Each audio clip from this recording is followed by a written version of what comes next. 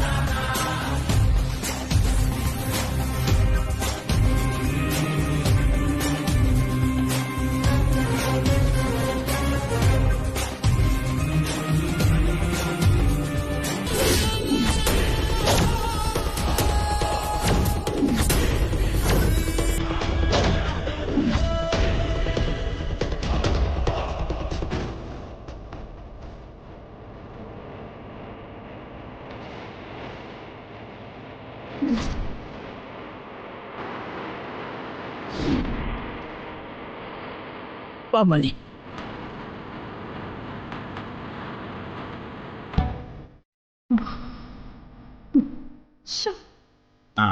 ഇനി ജോലി തുടങ്ങിക്കോളൂ. പൂജ ആരംഭിക്കാം.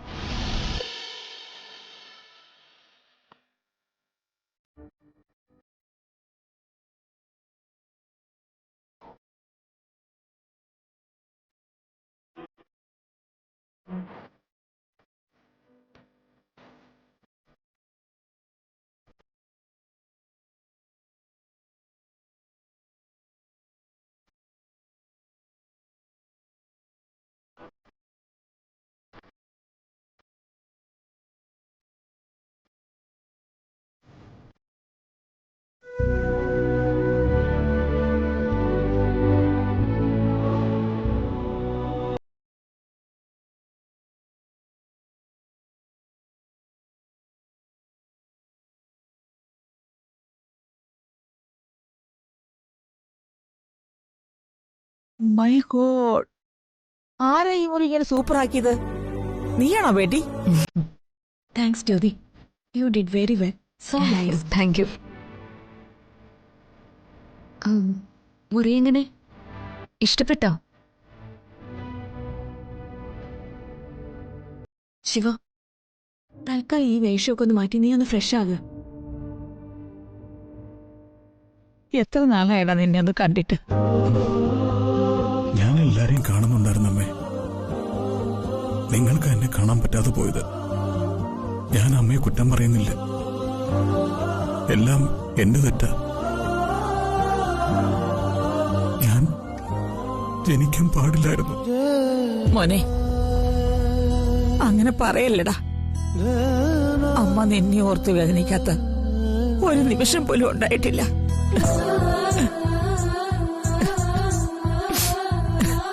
ചിരിച്ചും കടിച്ചു കോമാളിത്തരം പറഞ്ഞു. ഈ വീട്ടിൽ അമ്മ ജീവിച്ചത് നെഞ്ചു പൊടിഞ്ഞിട്ടാ മോനെ.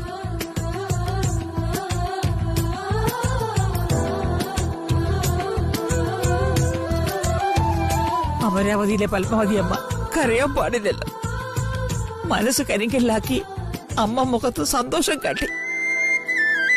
ക്ഷമിക്കും മോനെ.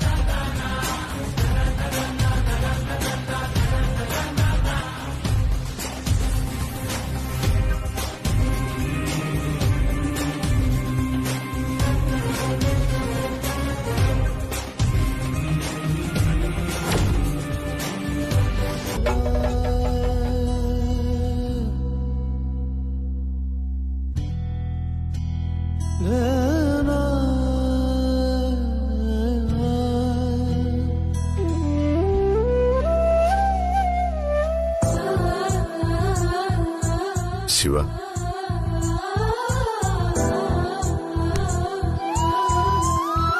നിനക്ക് എന്നോട് പിണക്കമാണോ? നിന്നോട് ചെയ്ത് തെറ്റാണെന്ന് എനിക്കറിയാം. പക്ഷേ മറ്റു വഴിയില്ലാതായിപ്പോയി. കുടുംബത്തിന്റെ സമാധാനത്തിന് വേണ്ടിയാ ഞാനിതെല്ലാം ചെയ്തത്.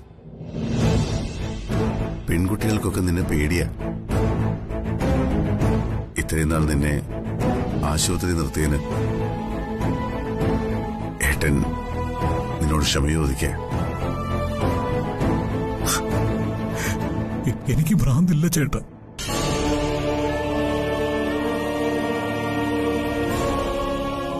അവരെ ഞാൻ എന്തെങ്കിലും ചെയ്യുമെന്ന് അവർക്ക് പേടി കാണും.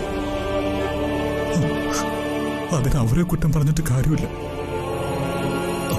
തെറ്റ് എന്റേതല്ലേ. സുപ്രിയേട്ടത്തി. ശിവ,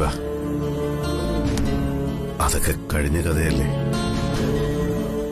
എന്തായാലും ഒരു കാര്യം ഞാൻ തീരുമാനിച്ചു. ഇനി നിന്നെ ഹോസ്പിറ്റലിലേക്ക് പോകാൻ ഞാൻ വിടില്ല. ഇനി നീ ഏട്ടന്റെ ഒപ്പം ഇവിടെ തന്നെ കാണണം. ഏട്ടാ, എനിക്കിനി പോകണ്ടേട്ടാ. ഞാനിവിടെ നിന്നോളാം. ചേട്ടാ. ഒരു കുഴപ്പമുണ്ടാക്കില്ല.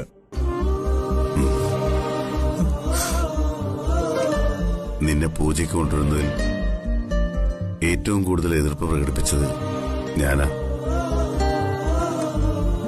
പേടികൊണ്ടാ. ഈ കുടുംബം ഇപ്പൊ ഇതുപോലെ ഒറ്റക്കെട്ടായി തകരാതെ നിൽക്കുന്നത് ഞാൻ ഒരുപാട് കഷ്ടപ്പെട്ടിട്ടാ. നിന്റെ കയ്യിൽ നിന്ന് അരുതാത്ത എന്തെങ്കിലും സംഭവിക്കുമെന്ന് ഞാൻ ഭയന്നു. പക്ഷേ ഇപ്പൊ എനിക്ക് മനസ്സിലായി, ഒന്നും സംഭവിക്കില്ല. പൂജ തുടങ്ങാൻ സമയമായി. വാ, നമുക്ക് താഴേക്ക് വാ.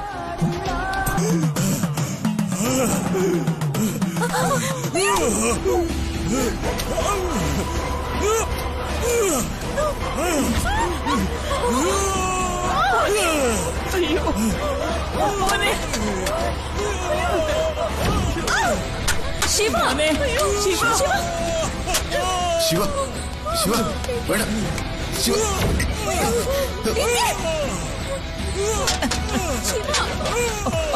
ശിവ,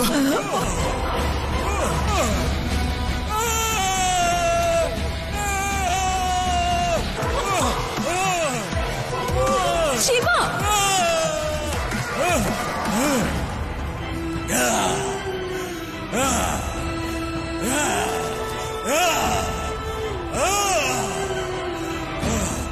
മോനെ.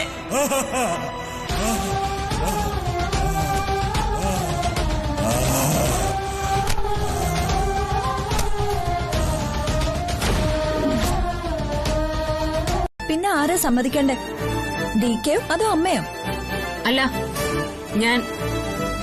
ഞാൻ തീരുമാനിച്ചു. അവൻ ഇനിയും ഇവിടെ തന്നെ ജീവിക്കും. അതെ, അത് തീരുമാനിക്കാൻ നീ ആരാ?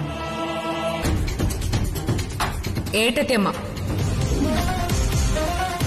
ഈ നിൽക്കുന്ന DKയുടെ ഭാര്യ, ഈ വീടിന്റെ മരുമകൾ, നിന്റെയൊക്കെ അമ്മായിയമ്മ.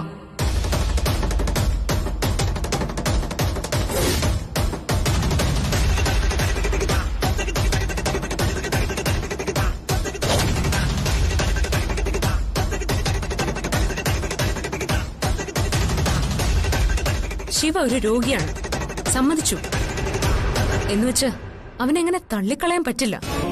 ഇനിയും ആ പാവത്തിനെ ഭ്രാന്താശുപത്രിയുടെ ഇരുട്ടിലേക്ക് തള്ളിവിടരുത്.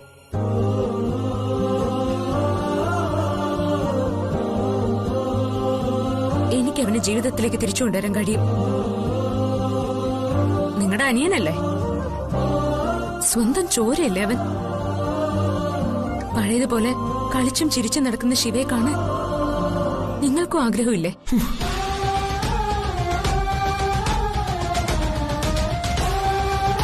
എന്നെ ഒന്ന് വിശ്വസിക്കുക ഹിറ്റ്ലർ. ഈ വീട്ടില് കടിച്ചു തൂങ്ങാനുള്ള എന്റെ അതിമോഹമൊന്നുമല്ല. ഞാൻ പൊയ്ക്കോളാം.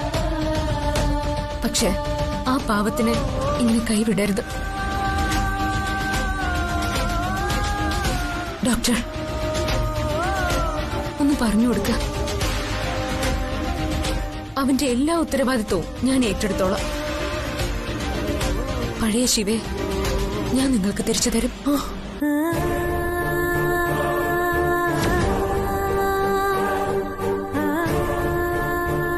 DK, ഇത്ര ആത്മവിശ്വാസത്തോടെ ജ്യോതി പറയുമ്പോ നമുക്കൊന്ന് പരീക്ഷിച്ചൂടെ? ജ്യോതിക്കൊരു ചാൻസ് കൊടുക്കാന്നാ എന്റെ ഒപ്പീനിയൻ. സമ്മതിക്ക് DK, please. സ്നേഹിക്കാൻ ഇതുപോലൊരമ്മയും ഏട്ടനും അടുത്തുള്ളപ്പോ ശിവ പഴയ പോലെ ആവും. എനിക്ക് ഉറപ്പുണ്ട്. എനിക്കിപ്പോഴും ഡൗട്ടുണ്ട് ബേട്ടി. ഇനി എന്തെങ്കിലും ബാഡായി സംഭവിച്ചാൽ നിന്നെ എല്ലാവരും കൂടി റോക്കറ്റിൽ കയറ്റി ആകാശത്തേക്ക് കത്തിച്ചങ്ങോട്ട് വിടും. എന്നോട് അവരൊക്കെ എങ്ങനെ വേണേലും പെരുമാറിക്കോട്ടെ. പക്ഷെ ശിവയോട് ഒരടുപ്പവും ഇഷ്ടമൊക്കെ എന്ന് കാണിച്ചാ മതി. സ്നേഹം കിട്ടിയ അമ്മയുടെ മോൻ രക്ഷപ്പെടും. നിന്റെ കോൺഫിഡൻസ് കാണുമ്പോ ഞാന് ഹാപ്പി ആവുന്നുണ്ട്. അവനൊരു പാവുക. ഏട്ടന്റെ പിന്നാലെ കൈ തൂങ്ങി നടന്ന കുട്ടിയല്ലേ. പക്ഷെ ലവ് ചെയ്ത പെൺകുട്ടി അവനെ ചതിച്ചപ്പോ അവൻ വീണുപോയി. ഒരു റൂമിനകത്ത് ആരോട് സംസാരിക്കാതെ എത്ര നാളിരുന്നു. സത്യത്തിൽ ആ പെൺകുട്ടിയുടെ ചതി മാത്രമാണോ SK ഈ രൂപത്തിലാക്കിയത്? ഐ ഡോണ്ട് നോ മൈ ബേട്ടി. ഒരു രാത്രി അവൻ ഇവിടെ വന്ന് കയറുമ്പോ വല്ലാതെ വയലന്റ് ആയിരുന്നു. കണ്ണി കണ്ടതൊക്കെ തല്ലി പൊട്ടിച്ചു. പെൺകുട്ടികളൊക്കെ പേടിച്ചോടി. അന്ന് കയറി മുറി അടച്ചതാ. പിന്നീട് രാത്രിയിൽ ആരും കാണാതെ ഇവിടുന്ന് ചാടിപ്പോയി. അതാ പെണ്ണിന്റെ കല്യാണത്തല്ലേന്നായിരുന്നു. 3 ദിവസം ഒരു വിവരവും കിട്ടിയില്ല. 3-ാം ദിവസം അറിയുന്നത് അവൻ കോയമ്പത്തൂരിലെ ഏതോ മാനസിക രോഗ ആശുപത്രിയിലുണ്ടെന്ന്. ചെന്ന് കാണുമ്പോ അവനാകെ വയലന്റായിരുന്നു. ഞങ്ങളെ ആരും അവൻ തിരിച്ചറിഞ്ഞില്ല. രാവും പകലും ടീക്ക് അവന് കാവലിരുന്നു. ലൈഫിലേക്ക് തിരിച്ചു കൊണ്ടുവന്നു.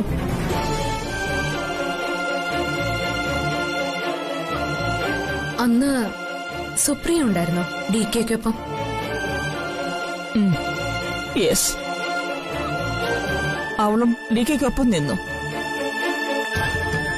പക്ഷേ അവളും പോയി.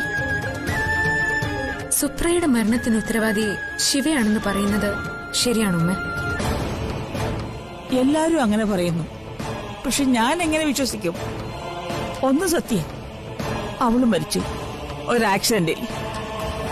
അതിനുശേഷമാ എന്റെ ശിവ ഇങ്ങനെയായത്. എന്ന് നിന്നെ കണ്ടിട്ട് വരുമ്പോ നിന്റെ ചേട്ടൻ പറയും അവൻ അമ്മയെ ചോദിച്ചു ഒന്ന് എന്നെ കൂടി കൊണ്ടുവന്ന് പറഞ്ഞ അതോ സമ്മതിക്കില്ല. ഞാൻ സങ്കടപ്പെടുമെന്ന് പറഞ്ഞ അവൻ തടയും.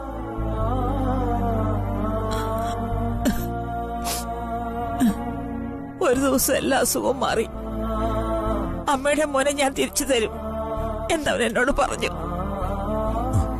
അത് സാധിക്കുമെന്ന് എനിക്ക് തോന്നുന്നില്ല അമ്മ. ഒരിക്കൽ ഭ്രാന്ത് വന്നവൻ എത്ര കാലം കഴിഞ്ഞാലും ആളുകളുടെ മുമ്പിൽ ഭ്രാന്തൻ തന്നെയാ. ദേ, ഇനി മോനൊരു കുഴപ്പമുണ്ടാക്കരുത്. നിന്റെ ഏട്ടത്തിയില്ലേ ജ്യോതി, അവള് നല്ല കുട്ടിയാ. നീ ഇനി എന്തെങ്കിലുമൊക്കെ ചെയ്താ എല്ലാവരോടും അവളെ കൊന്നു തിന്നാൻ ചെല്ലും. പഴയതുപോലെ ആരെ ഉപദ്രവിക്കരുത് കേട്ടോ.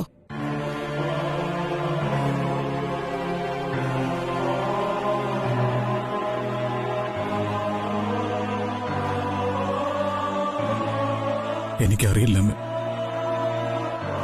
ഞാൻ മനഃപൂർവ്വം ആരെയും ഒന്നും ചെയ്യുന്നില്ല. ചിലപ്പോ തലയിൽ തീ പിടിക്കും പോലെ ഒരു ചൂട് വരും. പിന്നെ എന്റെ ബോധം പോവും. മോനെ, അമ്മ പേടിക്കണ്ട. ഇനി അങ്ങനെ ഒന്നും ഉണ്ടാവാതെ ഞാൻ നോക്കാം. അമ്മ എന്റെ അടുത്ത് ഉണ്ടായാ മതി.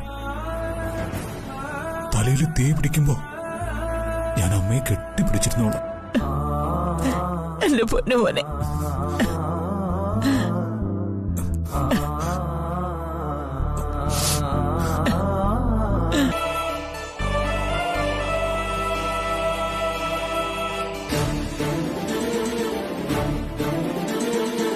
അറിയാതെ ചെയ്യുന്ന അബദ്ധങ്ങൾ ചിലപ്പോൾ വലിയ ദുരന്തങ്ങൾ ഉണ്ടാക്കും. നമുക്ക് ആരെയും കുറ്റപ്പെടുത്താൻ പറ്റില്ല. പക്ഷെ നീ ചെയ്തത് അതല്ല, അറിഞ്ഞുകൊണ്ട് തെറ്റിയത്. ഇവിടെയുള്ള എല്ലാവരുടെയും ജീവിതം കൊണ്ടാ നീ കളിക്കുന്നത്. അത് ഓർമ്മ വേണം. ഞാൻ ചെയ്തത് ഒരു തെറ്റായിട്ട് എനിക്ക് ഇപ്പോഴും തോന്നുന്നില്ല. അവന്റെ കാര്യത്തിൽ ഇടപെടാനും തീരുമാനങ്ങൾ എടുക്കാനും നിനക്കെന്താ അധികാരം? ഞാനോ അമ്മയോ ആരെങ്കിലും നിന്നെ അതിന് ചുമതലപ്പെടുത്തിയോ? എന്നിട്ടും നീ അവന്റെ ചുമതല സ്വയം ഏറ്റെടുക്കുന്നു. എന്തിന്? നീ അവന്റെ ആരാ? എന്റെ പൊന്ന് ഹിറ്റ്ലറെ, ജനിച്ചാൽ ഒരിക്കൽ മരിക്കണം. അതിൽ നിന്ന് പിന്തിരിഞ്ഞോടാൻ ആർക്കും സാധിക്കില്ല. അതിനു മുമ്പ് എന്തെങ്കിലുമൊക്കെ ചെയ്യണ്ടേ? ഞാൻ ഈ വീട്ടിൽ എന്തിനു വന്നു? ഞാനോ നിങ്ങളോ അത് ആഗ്രഹിച്ചിരുന്നോ? ഇല്ല. എന്നിട്ടും ഞാൻ നിങ്ങളുടെ ഭാര്യയായി. ഇത്രയും നാളും ഈ വീട്ടിൽ ജീവിച്ചു. എന്തിന്? ഒരു ഉത്തരവില്ല. പക്ഷെ ഇപ്പോ ദൈവം എനിക്കൊരു നിയോഗം തന്നു. ശിവയെ ജീവിതത്തിലേക്ക് തിരിച്ചു കൊണ്ടുവരാൻ. നിനക്കതിന് കഴിയില്ല. കഴിയും ഹിറ്റ്ലർ. കാരണം ഞാൻ അവന്റെ ഏട്ടത്തിയമ്മയാണ്. സുപ്രിയ അവന്റെ ഏട്ടത്തിയമ്മയായിരുന്നു. വാക്കിലല്ല ഹിറ്റ്ലറെ, പ്രവൃത്തിയില്ല ഞാൻ അവന്റെ ഏട്ടത്തിയമ്മയാവാൻ പോകുന്നത്. കുത്തഴിഞ്ഞു പോയ ഓർമ്മകളാ അവന്റേത്. അറിയാതെയെങ്കിലും നീ അതിനെ കുത്തി നോവിക്കാൻ ഇട വന്നാൽ അതോടെ നിന്റെ ജീവിതം തീർന്നു. സുപ്രിയെ പോലെ അല്ലേ? ഞാൻ അതുദ്ദേശിച്ചല്ല പറഞ്ഞത്. സുപ്രിയെ പോലെ ഞാനും കൊല്ലപ്പെടും അല്ലേ? എനിക്ക് ഭയമില്ല ഡിക്ക്. ഏട്ടത്തിയമ്മ വെറും ഏട്ടത്തി മാത്രല്ല, അതിലൊരമ്മയുടെ അലിവും കാരുണ്യവും ശാസനയും ഉണ്ട്. അതുകൊണ്ടാ നമ്മുടെ നാട്ടിൽ ഏട്ടത്തിയെ ഏട്ടത്തിയമ്മാന്ന് വിളിക്കുന്നത്. ഞാനവന്റെ ഏട്ടത്തിയമ്മയാ. അവനെ തെറ്റിൽ നിന്ന് ശരിയിലേക്ക് കൊണ്ടുവരും. പക്ഷെ ഒന്നും നീ മറക്കരുത്, ഇതുകൊണ്ടൊന്നും നിന്റെ കാര്യത്തിൽ ഞാൻ എന്റെ തീരുമാനം മാറ്റില്ല. ഓ, ഞാനത് ആഗ്രഹിക്കുന്നു ഇല്ല ഹിറ്റ്ലറെ. ശിവയെ തിരിച്ചു കൊണ്ടുവരാൻ ഞാൻ പരമാവധി ശ്രമിക്കും. അതിനിടയിൽ ഞാനങ്ങ് മരിച്ചുപോയാലും എനിക്കൊരു ഭയവുമില്ല.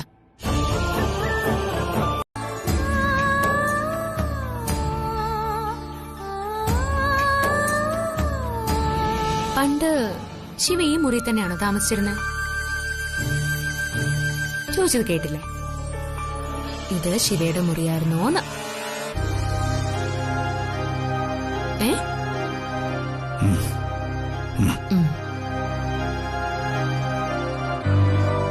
ഒരു കാര്യം എനിക്ക് പറയാനുണ്ട്. തിരിച്ച് ആശുപത്രിയിലേക്ക് പോകുന്നോ അത് ഇവിടെ തന്നെ താമസിക്കണോ? എനിക്ക് തിരിച്ചു പോണ്ട. എങ്കിൽ പിന്നെ ഞാൻ പറയുന്നതൊക്കെ കേൾക്കണം. എന്റെ ഉത്തരവാദിത്വത്തിലാ ശിവയെ ഇവിടെ നിർത്തിയിരിക്കുന്നത്. ഇനി ഇവിടെ എന്തെങ്കിലും കുഴപ്പമുണ്ടാക്കിയ അത് മുഴുവൻ എന്റെ തലയിൽ വന്ന് വീഴും. മനസ്സിലായോ?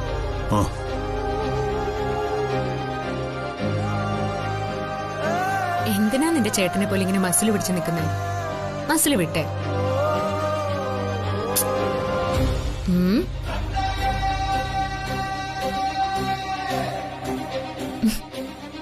ഇനി ഒന്ന് ചിരിച്ചേ.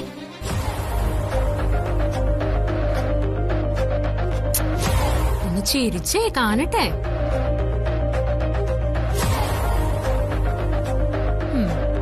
പോരട്ടെ. ആ ചിരിക്കേ. ഞാനൊരു കാര്യം ചോദിക്കട്ടെ. അവിനാശിനെ നല്ല ഇടി ഇടിച്ചോ? ശിവയുടെ ഏട്ടത്തിയല്ലേ ചോദിക്കുന്നേ? പറയൂ, നല്ല പിടപിടിച്ചോ?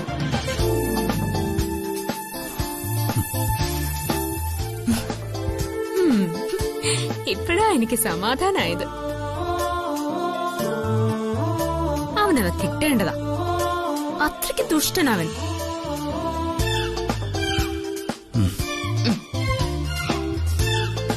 ഇനിയെല്ലാം ഞാൻ പറയുന്ന പോലെ കേട്ടോണം. മനസ്സിലായോ?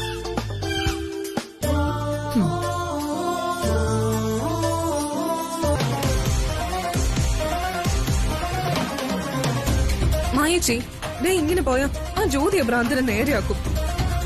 അവൾക്ക് എന്തോ മായശക്തി ഉണ്ടെന്ന് എനിക്ക് തോന്നുന്നു. അല്ലെങ്കിൽ പിന്നെ തലയ്ക്ക് വെളിവില്ലാത്തവൻ അവളുടെ പിന്നാലെ ഒരു കുഞ്ഞാറിനെ പോലെ പോകും.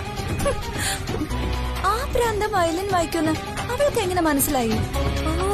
മായച്ചി, ഇത് കളി വേറെയാ. അവൾ ഈ ജന്മത്തിൽ ഇവിടുന്ന് പോകുന്ന എനിക്ക് തോന്നുന്നില്ല. നമ്മള് 3 പേരെയും അവൾ ഈ വീട്ടിൽ നിന്ന് പറിച്ചറിയും. നോക്കിക്കോ. നിങ്ങൾ ദേവദാസികളെ കുറിച്ച് കേട്ടിട്ടുണ്ടോ? കൊട്ടാരം നർത്തകികളും ആരെയും മയക്കുന്ന സൽക്കാര പ്രിയരുമാണ് അവര്. ഋഷ്യശൃംഖനെ അംഗരാജ്യത്തുനിന്ന് കൊണ്ടുവന്നും മഴ പെയ്യിച്ചതും ഒരു ദേവദാസിയാണ്. അതേ നയവും മെയ്വഴക്കവുമാണ് നമ്മുടെ അമ്മായിയമ്മ ഇപ്പൊ ഇവിടെ പുറത്തെടുത്തത്. ഈ വീട്ടിൽ അവളുടെ അവസാന ദിവസങ്ങൾ എണ്ണിത്തുടങ്ങാറായിന്ന് അവൾക്ക് മനസ്സിലായി. വീണ് കിട്ടിയ പിടിവള്ളിയായിട്ട് മേഴത്തൂർ സ്വാമികളുടെ വാക്ക് അവൾക്ക് കിട്ടി. അവൾ അവനെ തേടിപ്പോയി. ഒരിക്കലും തിരിച്ചിനി ഇവിടേക്ക് വരില്ലെന്ന് നമ്മൾ കരുതിയ ആ ഭ്രാന്തനെ അവള് കൊണ്ടുവന്നു. ഇപ്പൊ DKയ്ക്കും അവളോടുള്ള ആറ്റിറ്റ്യൂഡിന് നല്ല മാറ്റം ഉണ്ടെന്ന് എനിക്ക് തോന്നുന്നത്. അനുജന്റെ ഭ്രാന്ത് മാറ്റി നേരെയാക്കിയ പിന്നെ DK അവളെ ഇവിടുന്ന് പറഞ്ഞയക്കില്ല. അതുറപ്പാ. നീ പറഞ്ഞത് ശരിയാ. ഈ വീടിനെയും ഇവിടെയുള്ളവരെയും അവള് നന്നായി പഠിച്ചു. ഓരോരുത്തരുടെയും വീക്ക്നെസ്സുകൾ പഠിച്ചു. അതിനനുസരിച്ച് അവള് പദ്ധതികൾ പ്ലാൻ ചെയ്തു. ഓരോന്നോരോന്നായിട്ട് അവള് നടപ്പാക്കും. ഇപ്പൊ കഴിഞ്ഞത് അതിന്റെ ഉദ്ഘാടനമാണെന്ന് വിചാരിച്ചാ മതി. ഇതെങ്ങനെ പോയ എന്ത് മായച്ചി?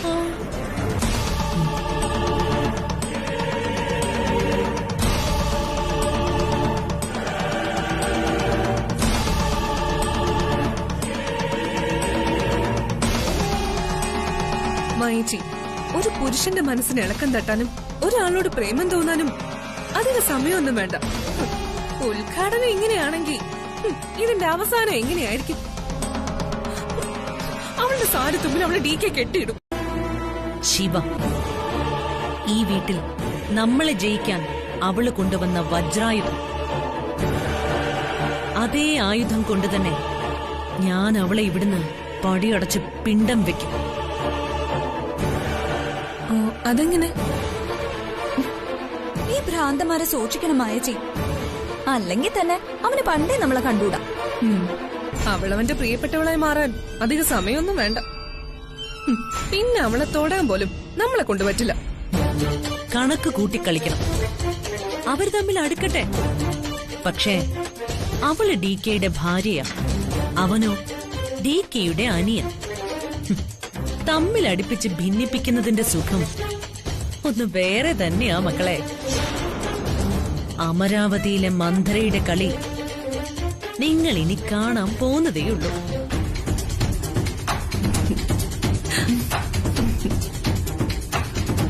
രാമായണത്തിലെ മന്ധരയുടെ ബുദ്ധി രാമലക്ഷ്മണന്മാരെ മാത്രമല്ല, സീതയെയും കാട്ടിലേക്ക് അയച്ചു വനവാസത്തിന്.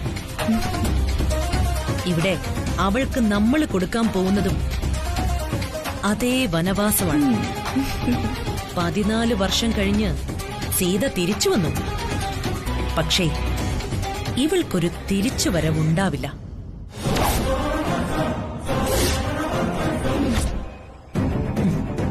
ജീവിതകാലം മുഴുവൻ വനവാസമാണ്, അവളുടെ മരണം വരെ. അതിന് അവളും കൂടി സമ്മതിക്കണ്ടേ? അവൾക്ക് നിന്നോട് സംസാരിക്കാൻ തീരെ താല്പര്യമില്ലെന്ന്. അതുകൊണ്ടേ മേലിൽ നീ ഇങ്ങോട്ട് വിളിക്കരുത്. കൊള്ളാം. അപ്പൊ നിങ്ങൾ എന്നെ പറ്റിക്കായിരുന്നല്ലേ? പക്ഷെ ഒരു കാര്യം മറക്കണ്ട, നിങ്ങളെ ജയിലിലാക്കാൻ എനിക്കൊരു നിമിഷം മതി.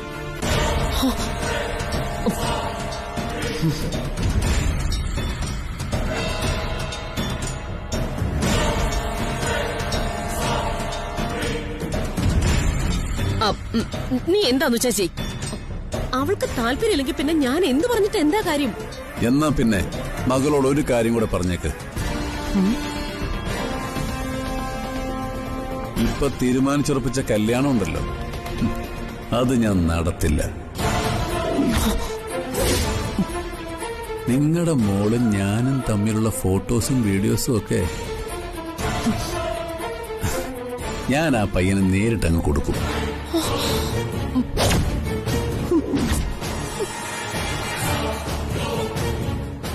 സംഗതി ചീപ്പ് പണിയാ, പക്ഷെ വേറെ മാർഗമില്ല. പിന്നെ എന്തോ ചെയ്യും? അതുകൊണ്ട് അത് വേണോ എന്ന് ചോദിക്കും മകളോട്.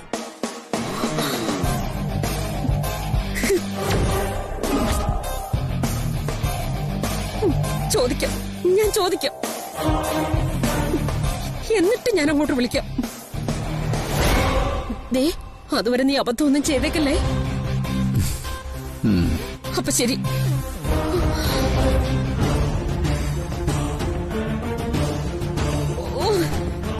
എന്തൊരു ശല്യം ഇത്. ഇങ്ങനെ പോയാ ഞാൻ തന്നെ തെണ്ടിയെ കൊല്ലും. നോക്കാം അമ്മയും മോളും എവിടം വരെ പോകുമെന്ന്. ഞാൻ വേണമെങ്കിൽ കൂടെ നിൽക്കാം. അവൻ ഈ വീട്ടിൽ ജീവിക്കുന്ന ഓരോ ദിവസവും അവൻ ഇറിറ്റേറ്റഡ് ആയിരിക്കണം. ഒരു നിമിഷം പോലും സമാധാനമായിട്ടിരിക്കാൻ അനുവദിക്കരുത്. അവൻ ഇഷ്ടമില്ലാത്ത കാര്യങ്ങൾ മാത്രമേ നമ്മൾ ചെയ്യാവൂ. അവൻ കാണാൻ ഇഷ്ടമില്ലാത്ത നിറങ്ങളും ചിത്രങ്ങളും അവന്റെ മുമ്പിൽ നിരത്തണം. അവനെ ഭയപ്പെടുത്തണം. അവൻ വയലന്റ് ആവണം. മുമ്പിൽ വരുന്ന ആരെയും അവൻ ആക്രമിക്കണം. അങ്ങനെ വന്നാൽ DK അവനെ തിരികെ ആശുപത്രിയിൽ എത്തിക്കും. നമ്മൾ രക്ഷപ്പെടുകയും ചെയ്യും. ഉഗ്രൻ ഐഡിയ. ഇത് വിജയിക്കാൻ നല്ല പ്ലാനിംഗ് വേണം. അതെ, ഇന്ന് മുതൽ അതിനുള്ള പ്ലാനിംഗ് തുടങ്ങണം.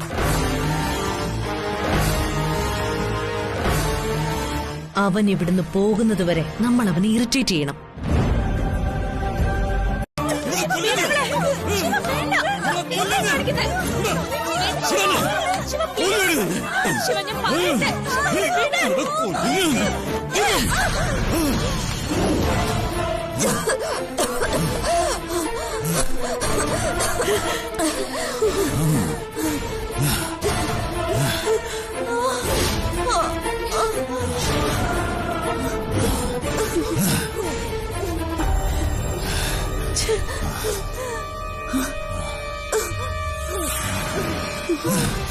ശിവ, നീ എന്തേ കാണിച്ചേ?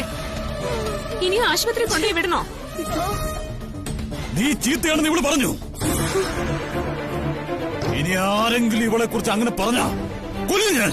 ശിവ, വയ്ക്കോ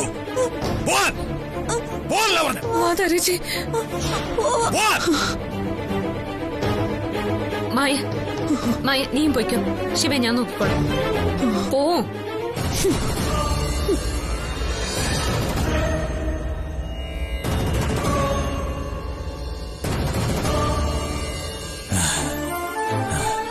എന്തിനാ ശിവ ഇങ്ങനെയൊക്കെ ചെയ്യുന്നത്? അവരൊക്കെ ഇവിടുത്തെ മരുമക്കളുടെ ഭാര്യമാരല്ലേ? അവൾ ഈ വീട്ടിൽ താമസിക്കണ്ട, എനിക്കിഷ്ടമല്ല. ശിവ, നീ വന്നേ, വാ വാ, ഇങ്ങോട്ട് വാ, ഇവിടെ ഇരിക്കും. വാ വാ, ഇരിക്കുന്നേ, ഇരിക്ക്. അതെ, DKക്ക് അവരൊക്കെ ഇവിടെ താമസിക്കുന്നതാ ഇഷ്ടം. മക്കളും മരുമക്കളും എല്ലാവരും കൂടി സന്തോഷായിട്ടിരിക്കാനാ അവരെ DK ഒരുമിച്ച് താമസിപ്പിക്കുന്നത്. അവരെന്തെങ്കിലും തമാശ പറഞ്ഞാലും അത് ശിവ കാര്യമായിട്ട് എടുക്കണ്ട. നിന്നെ ആരും കുറ്റം പറഞ്ഞ് ഞാൻ സമ്മതിക്കില്ല. അതോ, അത് സാരില്ല. എന്നെ അവരെന്ത് വേണേലും പറഞ്ഞോട്ടെ. ദേ, ഇനി ഇങ്ങനെ ചെയ്താ അത് ശിവയ്ക്കാവും കുഴപ്പാവുക. മനസ്സിലായോ?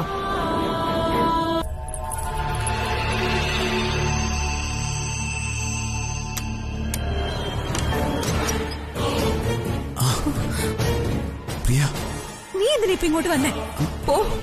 പോവാൻ. പ്രിയ, ഞാൻ പറയുന്നൊന്ന് കേൾക്ക്. എനിക്കൊന്നും കേക്കണ്ട. നിങ്ങളെ കുറിച്ച് എനിക്ക് എല്ലാം മനസ്സിലായി. പ്രിയ, നീ കരുതലല്ല. നിന്നോട് എനിക്കിപ്പോഴും സ്നേഹമാ. എനിക്ക് നിങ്ങളോട് ഇപ്പൊ വെറുപ്പാ. തെറ്റ് പറ്റിയത് എനിക്കാ. കല്യാണം കഴിഞ്ഞ് ഭാര്യയുള്ള നിങ്ങളെ ഞാൻ സ്നേഹിച്ചു. തെറ്റായി പോയി, വലിയ തെറ്റായി പോയി. നിങ്ങൾ പറഞ്ഞ ഓരോ കാര്യവും ഞാൻ വീണ്ടും വീണ്ടും വിശ്വസിച്ചു. സൂര്യയുടെ മുന്നിൽ വെച്ച് പോലും നിങ്ങൾ എന്നോട് പ്രേമം കാണിച്ചത് അവളെ കാണിക്കാനാണെന്ന് എനിക്ക് മനസ്സിലായി. പാവ സൂര്യ, അവളെ കൊല്ലാൻ വരെ നിങ്ങൾ ശ്രമിച്ചു. നാളെ എന്നോടും അങ്ങനെ ചെയ്യില്ലെന്ന് എന്താ ഉറപ്പ്?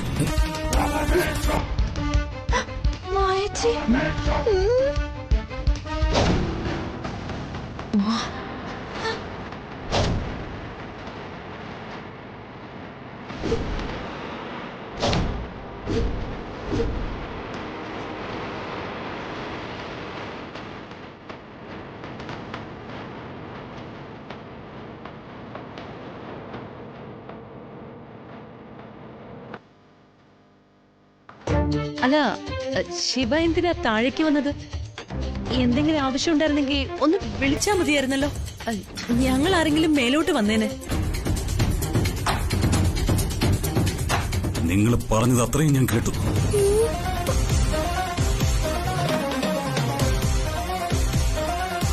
മൂന്ന് പേരോടും കൂടി ഒരു കാര്യം പറയാനുണ്ട്.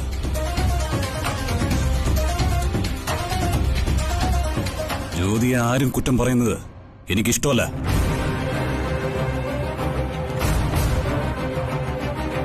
കേട്ടല്ലോ?